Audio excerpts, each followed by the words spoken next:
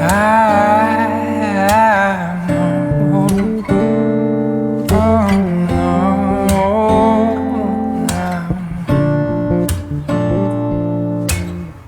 left and right, buzz like crazy.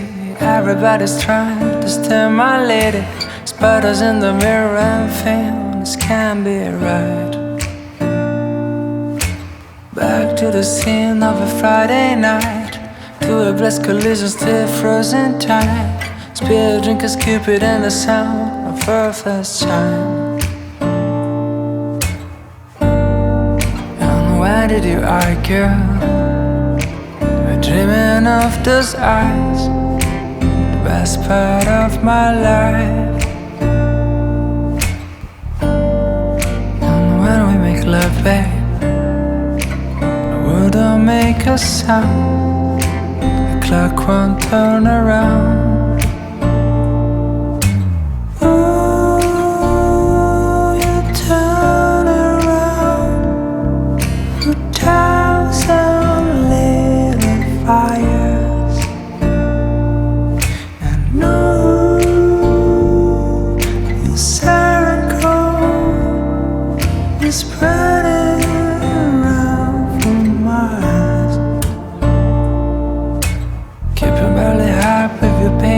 Slowing things down. Hello my friends, welcome to another reading vlog.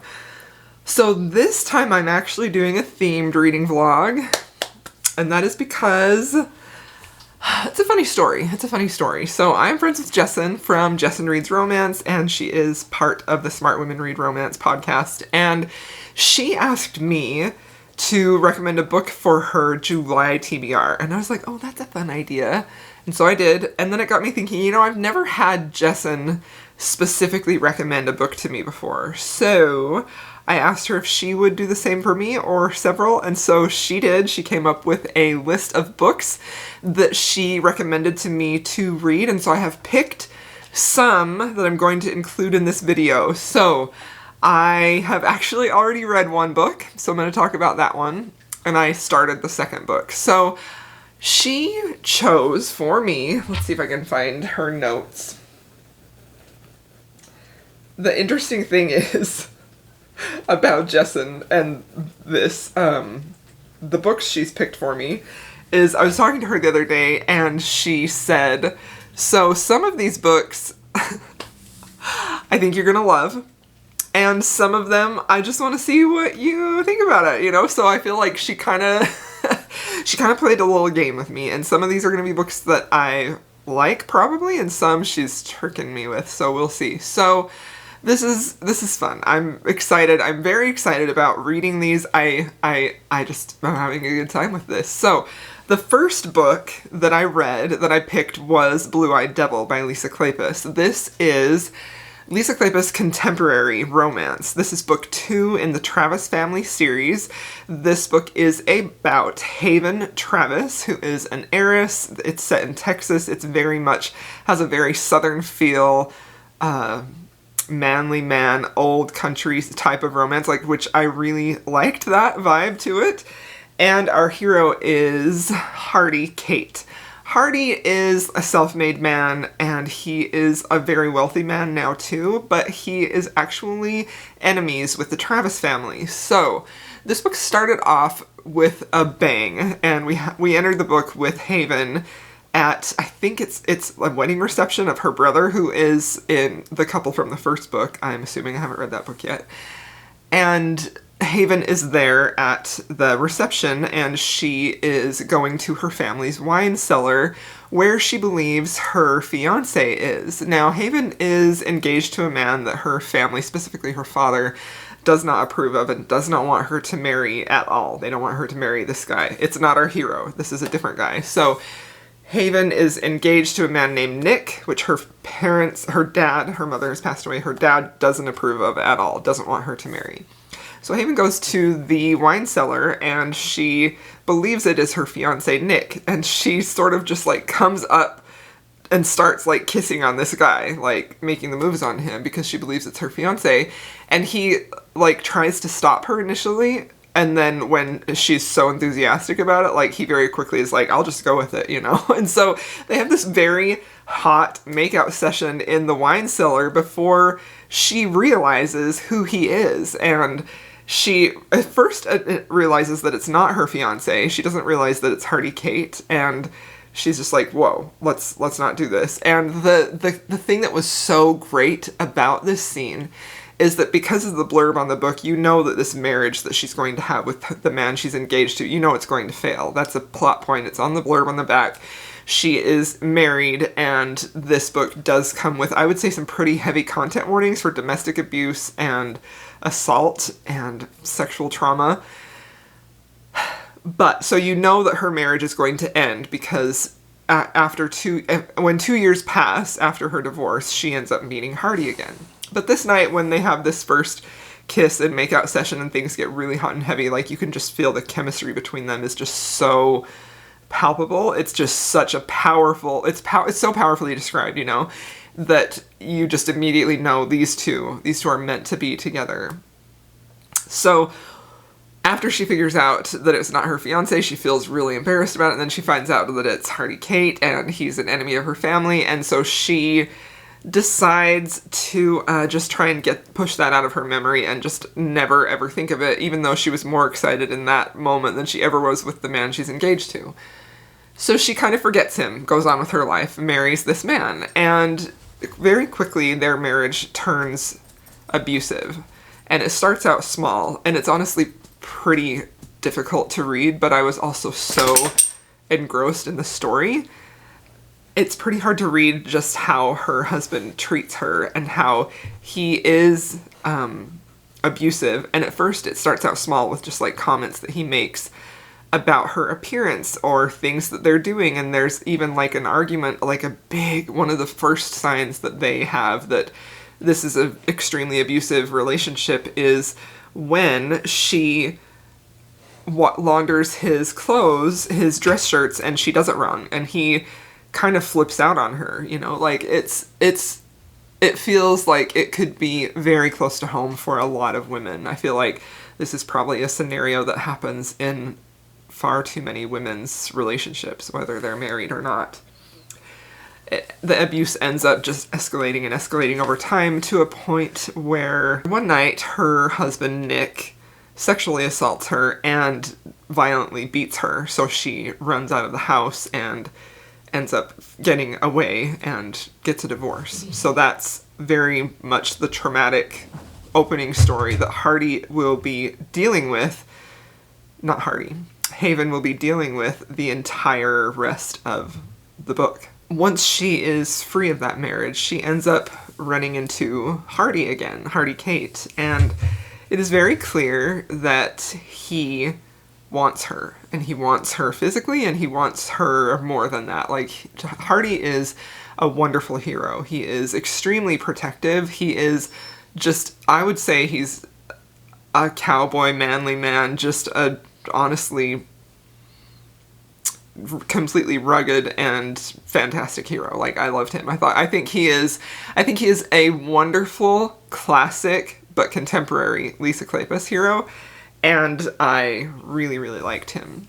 This book was interesting because it, I was a little nervous about reading it because it is contemporary, and I wasn't sure how I was going to feel about reading a Lisa Kleypas contemporary.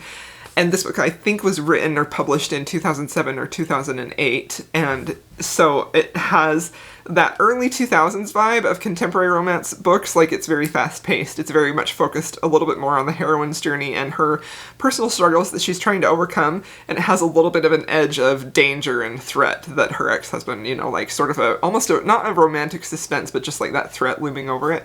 And that reminded me so much of those 2000 contemporary romance novels that I just ate those up at the time. Like a lot of Nora Roberts and Katherine Anderson that I very vividly remember reading that had a real similar vibe and a real similar feel that, I just loved those so much. So, but I will say that this is just trademark Lisa Kleypas, excellent storytelling. Like, she is so good at getting you quickly invested in these characters and really telling a story that gets you on the edge of your seat. You can't wait to find out what's happening. Like, this book was just so enjoyable to read. I gave it 5 stars. 5 stars. This book was fantastic. I loved the reading experience of this, even though parts of it were hard to read, like when she's going through everything with her first husband. It's so hard to read, but it's also, like, so engrossing. I wanted to see Haven triumph. I wanted to see her triumph. I wanted to see her get with Hardy, and I wanted everything to work out for her, and it was just an ultra compelling, super fast-paced read that I just ended up enjoying so much. And it's interesting to me, as I was reading this, I had on my nightstand Lisa Kleypas' first book, Where Dreams Begin, and I think that's what it's called, or maybe it's called Where Passion Leads. I can't remember. Of course. Let me go grab it real quick. So I had just gotten this book, and I had it sitting on my nightstand in my bedroom, because I thought, one night I'm just going to pick up and just read this, just to kind of get a feel for it. This is Lisa Kleypas' first published book.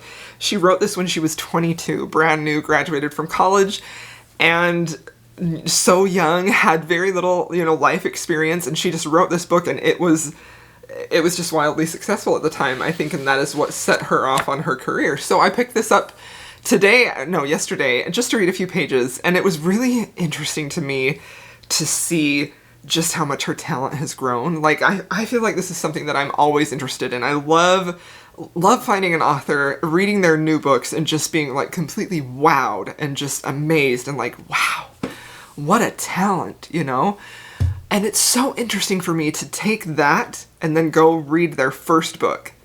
And you can see, like, the sparks of their talent there, but how far they've come and how far they've grown and developed that talent is just so huge that it's just like, wow, the work they've put in, So that's exactly what I felt when I read this. It was just like, this is just like little tiny sparks of the Lisa Kleypas that we all know and love. And it's just, I don't know, it was just so cool. So I am going to finish reading this, but not for this vlog. So I think that this book is truly a master storyteller. Like, she is fantastic. I do think that this book is definitely a slower burn than her historical romances, but it was full of just emotional power and impact, and it was beautiful. I loved it.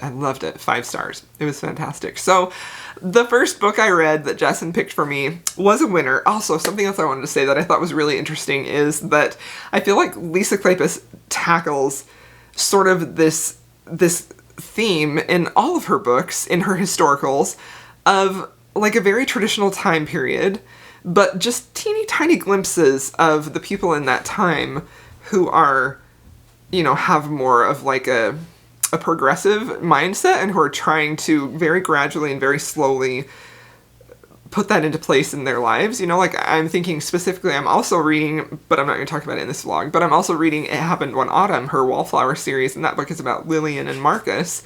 And Lillian is an American girl, and she has a very progressive mindset and approach to life compared to a lot of the English girls of that time, and it was just really interesting to me to read her contemporary romance set in today and a historical romance and see that she's really dealing with those same issues of living in a very old-fashioned, entrenched society. Like, Blue-Eyed Devil takes place in Texas and in Regency, England, where that these women they're playing the part, and they're living and they're loving that lifestyle, but they're also sort of seeking for something more, like maybe a little bit more equality, maybe a little bit better treatment, maybe a little bit higher expectations from their love interest, and the hero rises up to that. And it's just, I love that so much, because I feel like she lays in those little layers so subtly and so flawlessly that it never feels preachy or didactic. It just is an organic part of the story,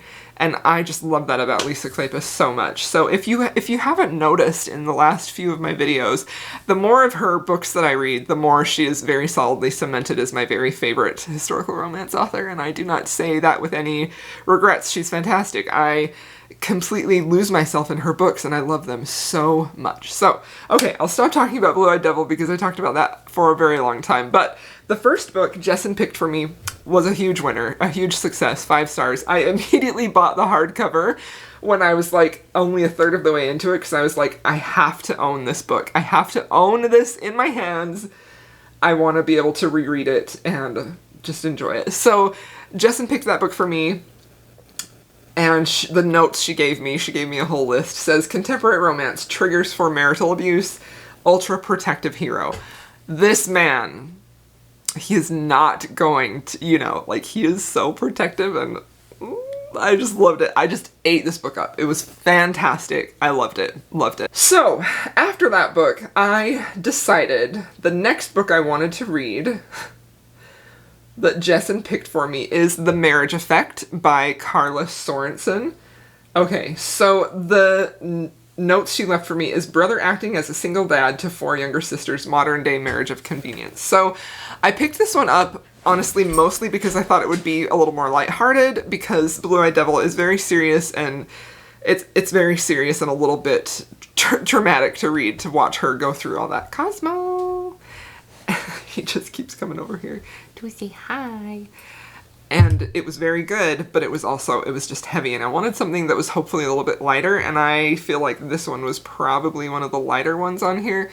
So I picked this one up. I'm a few chapters into it right now, and so this one is interesting. We have our hero Logan, who is a football player for the Washington Wolves, and then Paige is the heroine, and she is a model, like a beautiful model. She's done Sports Illustrated swimsuit edition cover modeling before, and she's just this stunner of a woman, and she's friends with the owner of the Washington Wolves football team. So this is a sports romance.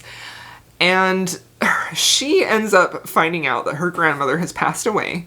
And her grandmother, like, was a huge fan of Jane Austen, like, so much so that she had her house historically accurate to be Jane Austen. Like, she loved it so much. Like, everything in her house and everything that she did was just like a byproduct of that time, because she was just passionate about it. So Paige's grandmother passes away and leaves a great sum. I think it's either a great sum of, some money, a fortune essentially, to Paige on the condition that she marries. She can only get that money if she marries. It's sort of like a throwback to the Jane Austen times, which, as a huge historical romance reader, I thought that was really fun, and I think it's interesting that Jessen picked that for me, that little nugget in here. Logan is raising his younger sisters, and he is sort of being their father to them. I'm not sure what happened to his parents yet, but he is their adoptive father, and when the book opens, Logan ends up getting called to the emergency room where one of his younger sisters was in a car accident and she's in the hospital. He ends up leaving his phone at a meeting or a party where he was with Paige. They had a little brief interaction there, and Paige ends up trying to take his phone to him at the hospital, but she can't get in to see him, and so she just very innocently says, well, I'm his fiancé. And Logan is in danger of losing the girls, losing custodyship of the girls, because he's not married to his brother. So his brother is the one who finds Paige at the hospital and is like, who are you? And she's like, oh, I'm his fiancé. And he's like, really? That's convenient. And so that's where I've left off. So this is going to be the marriage of convenience part, and I'm very excited about this. I love the writing style. I think that it's very fun, and I love the setup. I think it just sounds like it's going to be great. So I have high hopes that I'm going to love this one, and I'm very excited. We'll see how many books I include in this vlog. I'm going to try and keep it a little short. My vlogs have been getting long again because sometimes I just ramble, but I'll be back with an update when I have either finished or have more to say about this book. Hello, my friends. Okay, we have read another book. Who am I talking to, Kazi? Who am I talking to? I woke him up from his nap. So let me change this a little bit. This seems like it's in a different spot. Okay, so I read another book. I finished The Marriage Effect by Carla Sorensen, and I gave this 5 stars. This was honestly just simply delightful. Like, I don't know of a better way to say this than this was just a very happy, this is very comforting, this was very fun, this was sweet, it was heartwarming, like, it was swoony. I just adored this. This was low angst. I would say it's low angst. And just, a real happy comfort read, and I just loved it. I thought I think that these would be like great palate cleanser books if you're reading a certain, like if you're reading a lot of dark romance, or if you're reading just a lot of a certain type of maybe really dramatic books series, like, and you need something just uplifting. Like that's why I picked it up. That's what I was hoping it was, because after I finished Blue-Eyed Devil, I was like, I need something that's not quite as soul-wrenching, and that was it. That was perfection. It was so adorable. It was very short too. Like, the audiobook was only like 8 hours, and it was just great. I loved it. So 5 stars for that one. Jessen is 2 for 2 so far. So far she has given me 2 5-star reads, and I could not be happier about that. Honestly, like, it was just so sweet. The things that I really loved about this is there was like a great found family aspect in the way that, oh gosh, why can I not remember names? I think it's Paige. Paige and Logan, yeah. So Paige is the heroine, and the way that she just definitely loved the girls from the beginning and just really like stood up for them and went to bat for them, like she bonded with them so quickly, and it wasn't long before, and it didn't feel unrealistic to me, because I think that they are sweet kids, and I feel like sometimes you just do bond with kids that way sometimes, like it just felt like it was meant to be. It was also pretty low steam, but that didn't bother me. It was just really, really sweet and happy. I loved the family aspect of it. It was just delightful. I really also felt like the Logan and Paige had really great chemistry. Logan had moments of possessiveness and protectiveness, mostly possessiveness. Like, he was very adorable, like, because they're in this sort of marriage of convenience. There are times when she, like, talks about other guys that she's been with, or other guys show her attention, and he's like, stop, this is my woman, and she's like, this is just a fake relationship, and it was adorable. I really loved that. There's also, I have talked before, if you've watched any of my vlogs, that I really dislike how the majority of books that I have read in the romance genre, and that's what I'm going to use as an example just because I've read so many of them like this, that will depict fitness or people who are into fitness, like weightlifting, athletics, whatever. But I know this is a sports romance, but whenever that's brought up in a romance book, it can be depicted in a really negative way, as in like, oh, you're just so vain, like that's very common, or oh, you must be stupid because you're also into fitness, so obviously you're dumb. Like, that is a whole nother rant that I can go on that I won't. And also, like, it can be presented in ways that are unhealthy, like when they're fixated on their diet, or they're fixated on losing weight, or looking a certain way, and I want to see fitness represented in ways that is empowering, in ways that gives people this feeling of power, like, because that's how I feel about fitness. And I don't love how it's so much focused on, this is what it makes my body look like, or this is something that I have to do because I had cake, like all of the toxic aspects that come along in the fitness industry. I don't like seeing that just shoved along in my romances, because that's not how it has been for me, although it has been at some points in my fitness journey, and I've sort of... Anyway, we won't go into that. I do have a whole Q&A video where I talk about my background with fitness and my opinions on fitness and the fitness industry. I was a fitness competitor. Anyway, we're getting off track. So, whenever I see that and that type of attitude around fitness, where it's a real negative and it's just these real vain people who are so obsessed with what they look like, like, I just hate that so badly. And 2 books that I gave really negative reviews, that's entirely why, because I'm just so sick and tired of that I don't want any part of them. So I was pleasantly surprised at how empowering the fitness was in here. Paige, the heroine, she does talk a little bit, because she was a model, and about how toxic it was for her and how negative it was for her, for the people that she worked for, to just push her to starve herself and get really small and skinny and not be strong. And so now that she's not modeling anymore, she starts kickboxing, and she wants to, she enjoys being strong. And I loved that little side conversation. Like, it wasn't a big part, but it was there, and I was appreciating it. And there's a moment in there where she is bonding with one of the girls, one of Logan's sisters, and she feels like she wants to take her somewhere and show her something. Like, she feels like she's in this vulnerable state where she needs to get her emotions out, but she's not willing or open to talking. And so she takes her to her kickboxing class. And there's this beautiful cathartic moment when the girl, Isabel, just breaks down and sobs as she's just completely pummeling this kickboxing bag. And she's just using her body in a way, in a vehicle to sort of expel all of the emotions that she couldn't express with words.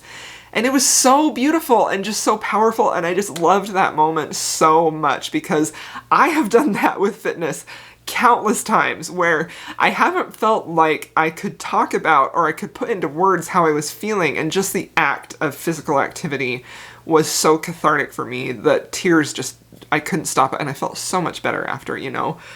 I loved that so much. It was just a beautiful moment, and I loved seeing fitness represented in such a powerful way, in such a positive way, and in a bonding moment for them, and it was just great. You know, I loved it. I also really loved how they talked about Logan as an athlete and how she felt about him as an athlete. It was just perfect. It was just really well done. So I think that I have had some people ask me, are there any books where you feel like fitness is represented well? And this one, for sure. This one was perfection, and I loved it so much. Like, I would say if you're looking for something low angst, something quick, something that's not going to be very dramatic, something happy and fun and a little bit swoony, I would definitely recommend this. It was so worth the read.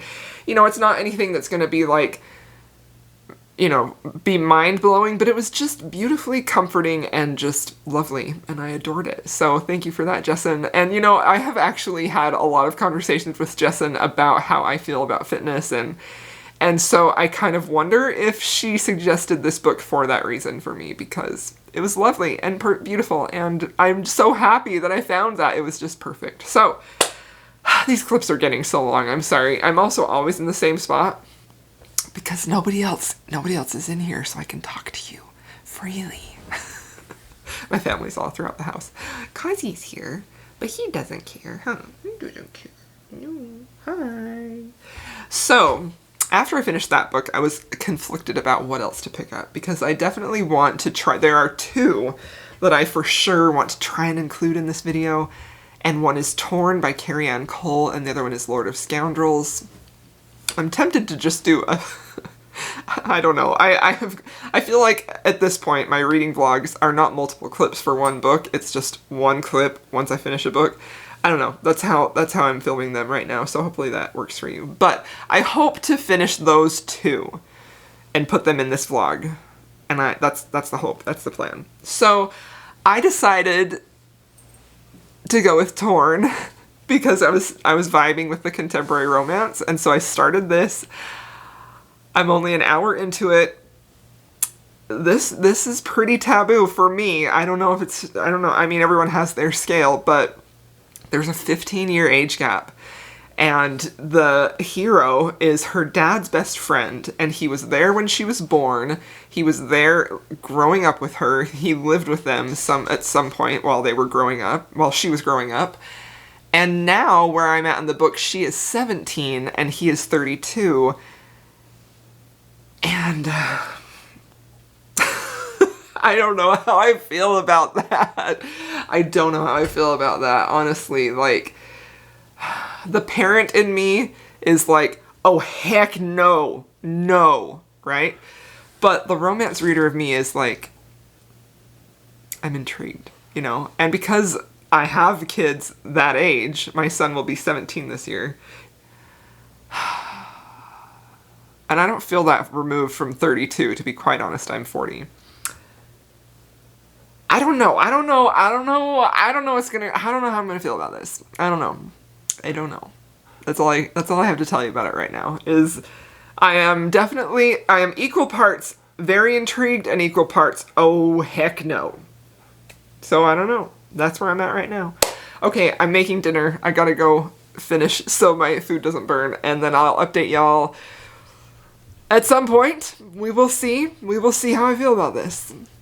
You should let me know what you think my final thoughts are going to be before you. That would be fun if you want to. If you want to let me know what you think my final rating of Torn is going to be if you've read it at this point. Drop that below before you keep watching. Okay, I'll see y'all in a bit.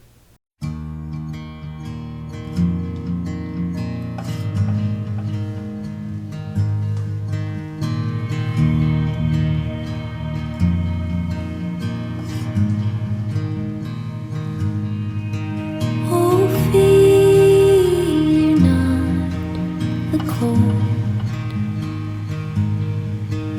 for riddles shall unfold, and we were young and bold. We had our secrets. Pull up your shades and see the seedlings now a tree, and all that's wild is free, and so are we now.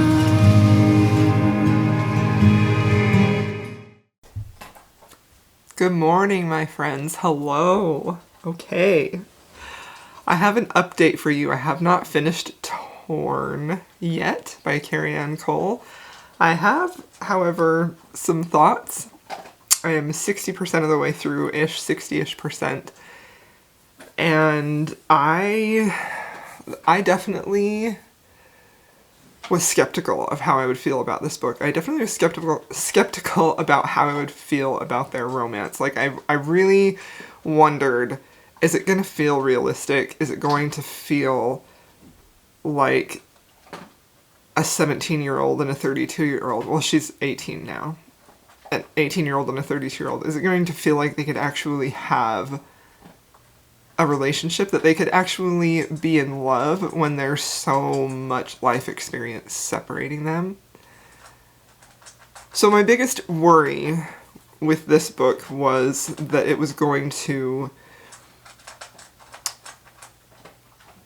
not feel realistic. I was really worried that it was going to just be a really high heat book, and I didn't think it was going to be a high heat book because this is a long book. But I was worried that it would maybe lean into that erotic side more than an emotional side, and I am loving this book, honestly. Like, I'm very surprised. I am very surprised at how much I'm loving it. This book is so beautiful, and it's a little bit heartbreaking. There have been some scenes that I've read that have made me feel, like, uncomfortable, and I'm like, ugh, you know, like, I don't know, like, you shouldn't be doing that. But I'm so impressed with how she's able to tell this story with so much nuance. Like, I feel like she is doing a really great job of showing you how they might actually fall in love, while keeping that side by side with the taboo element of the vast age difference, but also the fact that he grew up with her, you know, like, he kind of helped raise her in a way. And I was very impressed. I will say I'm extremely impressed with how I feel at this point, 60% of the way in. I feel like it's handled very, very sensitively, and she does a really great job of showing these moments of really when they're just very conflicted, you know, when they're very conflicted, when they, especially Tor, the hero. Tor is struggling so much with this, you know, as obviously I would think he would struggle more than she would, because she, you know, she's young, she's never fallen in love, she's never really been with anyone romantically before, and so I could see how she would develop feelings for him. And I would question if they were real, you know. That's how I would think, because I remember when I was that age, and I had a huge crush on an older man, and I remember feeling like it was the realest thing ever. And then a few years passed, and I was like, wow, I'm so glad nothing happened with that. You know what I mean? Like, so I can see her point of view very easily of how she is able to, obviously they're both attracted to each other, you know. Tor is a very attractive man, and so there's that attraction there, but I think that the thing that makes this story work for me so well is that it's not, that's a very small part of the development of their relationship. You know, it's not constantly talked about, it's not constantly hitting you over the head. There definitely are parts where that is evident, and there are scenes highlighting that attraction and that desire, but I definitely would think that it's not leading with that. You know, that's not the driving force in the story. The driving force in the story is so beautiful because you have Tor, who had feelings for Kenzie's mother, and Kenzie's mother ended up marrying Kenzie's dad when they were super young, you know, had Kenzie at 15. And so you can see how and then he ended up in a relationship with someone else. Like, he's a very broken man. He's a little bit broken on the inside. And he is such a cinnamon roll, too. Like, the man rescues animals. He gave Kenzie a bunny. Like, he's very in tune with how he feels and any guilt that he may feel about this desire. And it's not just a desire for Kenzie. Like, he desires her physically, but what he wants most with her is a relationship with her. He wants a life with her. He wants to experience living together and her, you know, like, cooking for him and taking care of the dog that he had. Like, it's just his greatest dream is to live a life in love with Kenzie. And it's beautiful, honestly. And the Kenzie is, you know, like, I do get a little bit of a feeling of hero worship for Tor. Like, she definitely is kind of holding him up on a pedestal, and, you know, like, he ended up saving her, rescuing her when she was on prom night, and she was with a guy her own age who was a very stereotypical teenage boy, wanted one thing, and was very rude to her when she wouldn't give that thing up, you know?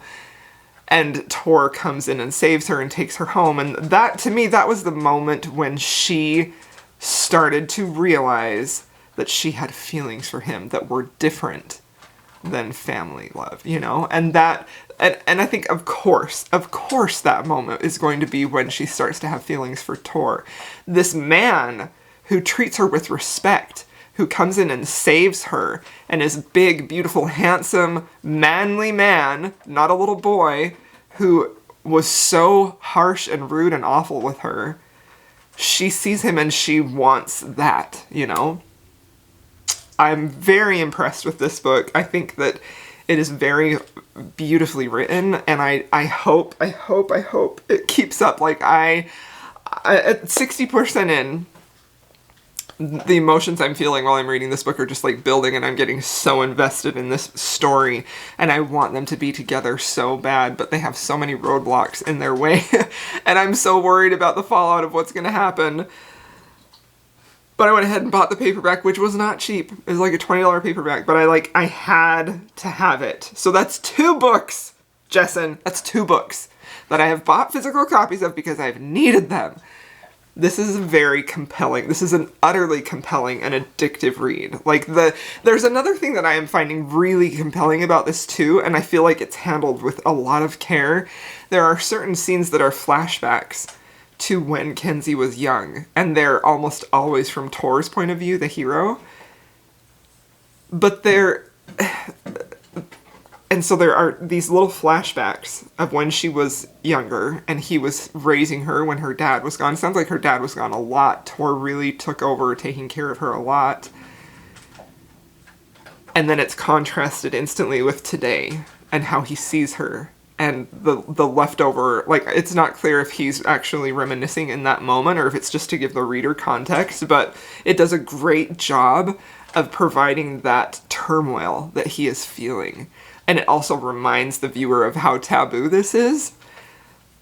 On paper, this is a book that would never work for me, but it's working for me. It's beautifully done. It's beautifully layered. This relationship, it's full of complexities, and it's full of little subtleties that are just working for me. I'm a fan so far. So far, I'm a fan. I'm not entirely sure what my star rating is going to be. Sometimes there can be just one scene. Sometimes a book is at a 4-star rating for me. And there's one scene that just hits me with so much power that it just tips it over to a 5-star. Even if there were parts of the books that I had issue with, if there's one scene in there that's powerful enough, it's a 5-star. So I'm not sure what I'm going to rate this book yet, but I will tell you that I am completely invested, and I am loving this story very much. It's fantastic. I love it. Jessen, what are you doing to me? I'll come back and update you when I finish this, and then I think I will probably end this vlog with just the 3 books, because I've talked a lot about each of them, and I've wanted to talk a lot about each of them, because these are books that I've been reading that I feel like I have a lot to say about, and I very much enjoy that. So I didn't get through all of the books, but the ones that I did, the ones that I, like, wow, just wow. So, well done, Jessen. Well done. I'll be back once I finish this book with a final update. All right, friends. Let's talk about Torn. I finished it. I literally just barely finished it. I feel like this was a 5-star read for me. I just was so completely absorbed in this romance. Like, I rooted for this couple so badly, and I feel like this is one of those cases of romance where it feels extremely realistic in how this would actually go down, as in, like, what's going to happen when her dad finds out, and what's going to happen with the couple, you know? And I didn't necessarily love that part because I don't know, I guess I just, like, I wanted them to be happier together sooner. I hoped that her dad would see, that they were meant to be together, you know, and that they were in love. And I get that his reaction is a very realistic father reaction, but I still didn't like it. But it's still a 5-star read. It was so beautiful. I feel like this is just like an achingly beautiful love story. It was so good. It was so good, honestly. I loved it. I mean, you know, like, the whole time you're reading this, you're like, what is going to happen when her dad finds out? Because, you know, that's going to be the big thing. That's going to be the big final conflict, you know?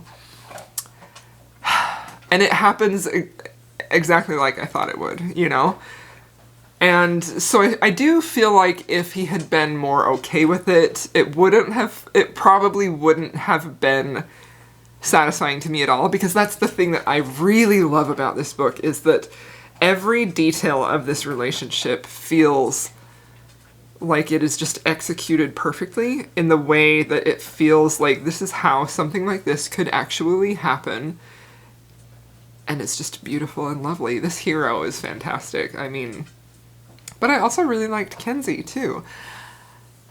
It's difficult because you can see all sides. Like, you can see her father's point of view, you know? I don't know. It's just, and I feel like the thing that I think is so difficult is because of how old she is. She's 18, and her father wants certain things for her, you know? He wants her to experience things a certain way. He wants her to live her life a certain way because, like, he wants her to have freedoms that he didn't have. He wants her to live life and have all these, you know, experiences, and he's afraid that if she just settles down with Tor, that it's not really what she wants, you know?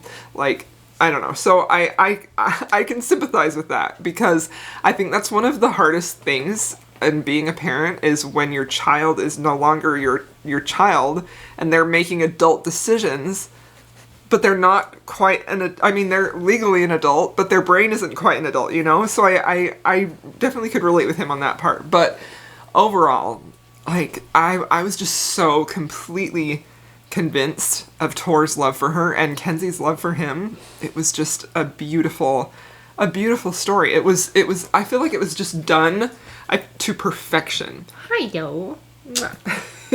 He just will not leave me alone. I don't know that this would have worked for me if it wasn't handled with what I feel like is a great amount of care and a great amount of like, she bridges that line of really, really making you feel like it's a taboo romance, because it is, but also making you root for them and believe that this could work out, you know?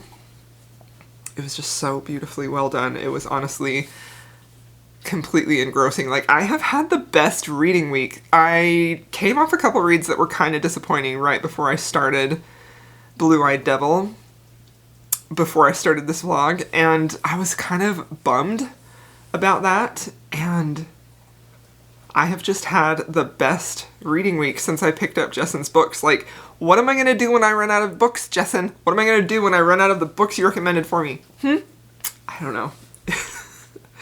I can't thank you enough for picking these books. They were beautiful. They really were. I loved each one of them. I loved them all in different ways, you know? Like, I loved the heroine story in Blue-Eyed Devil. I loved that protective hero. It just hit me. Like, I just loved that book. I loved the marriage effect, the Carla Sorens one. That one was just like a hug. It was just comforting. It was happy. It was lovely. And this book just, it was, I just loved it so much. I'm honestly really surprised at how much I loved it. I really, really am. Like, you know, I've had this book sort of on my radar in the back of my head ever since I heard Jessen first talk about it. I don't even remember when. A long time ago.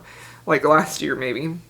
But it was one of those books that I'm like, it's not priority right now. So I'm glad that, well, I felt like that about this one, and Blue-Eyed Devil was one that I actually had no desire to read, to be quite honest. I just was real nervous about reading a contemporary from Lisa Kleypas. Like, I was worried I would continue to compare it to her historicals, and so I was very, very pleasantly surprised that I just absolutely freaking loved that one. Like, they were just fantastic. This was the best reading experience. I love and adore Jessen, and I feel like super grateful that she picked these for me, because they were perfection. They had everything that I wanted.